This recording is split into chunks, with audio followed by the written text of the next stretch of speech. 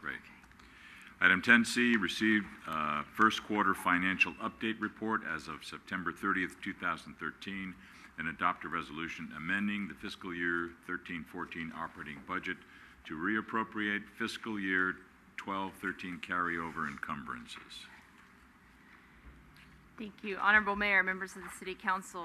The purpose of my presentation this evening is twofold. The first is to provide you with the first quarter financial update, and then secondly is to describe the action being requested through the resolution before you this evening. The first quarter financial update is typically, we don't typically see a lot of indicators at the first quarter, primarily as a result of the timing of the receipt of many of the city's major revenue sources. The most notable one being property tax and vehicle license fees. Both of those are received in primarily two annual installments, the first in December, the second in April. So at this point in time, we have nothing to note and no money is received yet in property tax. However, the total general fund revenues are at 17% of budget, which is really, they tend to hover between the 15 to 18% mark at the first quarter. So the 17% of budget is where we anticipate to be at this point in time of the year. There's a few highlights I would like to point out. The first being the hotel motel occupancy tax, or TOT. The amount of $529,000 reflects the receipt of only 2 months of TOT revenues because of the delay in billing and receiving those. So we're always a month behind. So that $529,000 puts us at 23% of budget for the current fiscal year, which is a good amount. Keep in mind, while that looks good right now, do keep in mind that the winter months we do tend to see TOT sort of drop off, and the revenues tend to slow down a little bit. So while it is an aggressive start, we will see, and I do anticipate some movement downward in the next few months.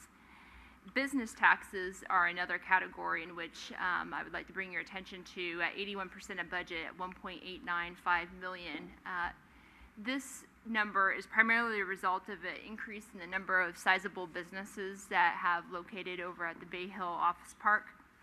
And also, business tax is collected at the beginning of the fiscal year, so we tend to receive all those monies in July and August, and we receive very small amounts throughout the remainder of the year. So the vast majority of business tax revenues have been received to date. The remaining amount, the difference between the budget and what you're seeing there, is the airport parking tax, which is also included in this category. And that's billed and received quarterly. So that amount will continue to receive throughout the year and put us at budget by year end, I would anticipate. Moving on to the expenditures, all of the departments are really operating, and their expenditures are where I would anticipate them to be at this point in time during the fiscal year. Total general fund expenditures are at 23% of budget. A couple departments are trending slightly above, and those are for explainable reasons. The first, in engineering and streets, we do pay an annual assessment to CCAG.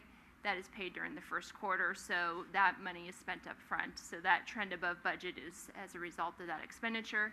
As well as in recreation, that slightly above budget is where we tend to see recreation at this time of year, because their budgeted part-time salaries are primarily during the summer months and are expended at the beginning of the fiscal year. So that kind of explains those discrepancies, but otherwise we're seeing expenditures track within budget. On the enterprise funds, just very quickly walking through, the water revenues are at 31% of budget, so slightly above the 25% marker that we would anticipate at this point in time of the year. And that 31% is anticipated because, again, similar to what I just said with recreation, we do tend to see higher water usage during the summer months as people are irrigating their yards. So while we are trending slightly above budget, we would anticipate a drop off during the winter months. Wastewater revenues at 27%, just slightly above the budget in that category. In cable television, revenues are trending at 22% of budget, so they are slightly below where they were at this point last year. However, on the same token, the expenditures in the department are also trending below budget at 22%. So revenues over expenditures, our revenues are still outpacing expenditures in the cable department as of the end of the first quarter. And finally, stormwater is collected on the property tax roll, so we don't see the first installment until December, so there's nothing to note there. Otherwise, all the expenditures within the enterprises are within the expected threshold for the first quarter.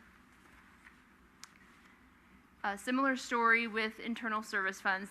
The internal service funds are funded just through interdepartmental transfers, so the 25% is just the result of standard transfers every month that put those at 25%. And on the expenditure side, all are tracking as anticipated. You will see that the self-insurance fund expenditures at 60% of budget puts them well above that 25% marker, and that's really the result of the city paying premiums for the liability and workers' compensation programs at the beginning of the fiscal year. So those are costs that have been expended already, but we will not see those again this fiscal year. So that budget will remain as it should. So moving on to the council action that's before you this evening. The city uses purchase orders to earmark and encumber budgeted funds for the purchase of equipment and contractual agreements of significant dollar amounts. So essentially anything over $5,000, we use a purchase order to encumber the funds. Oftentimes, these major purchases and contracts will span more than one fiscal year. Since operating budgets do not carry forward from one fiscal year to the next, it is necessary to amend the current fiscal year budget to ensure that the previously authorized funds are available in the current year to cover the cost of uncompleted projects and continuing obligations. At the end of the 2012-13 fiscal year, a total of $9.6 million of outstanding purchase orders remained. And the large dollar amount of that is really with the Emergency Disaster Fund, which is the Crestmore Reconstruction Project. So that is the primary driver of that $9 million number. But otherwise, the purchase orders that are proposed for carryover were attached to the staff report for your information. And that concludes my presentation. Happy to answer any questions. Good. Any questions for our Finance Director? Action by the council?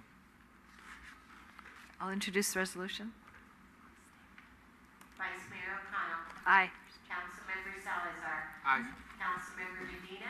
Aye. Councilmember Rivera. Aye. Mayor Ruane. Aye.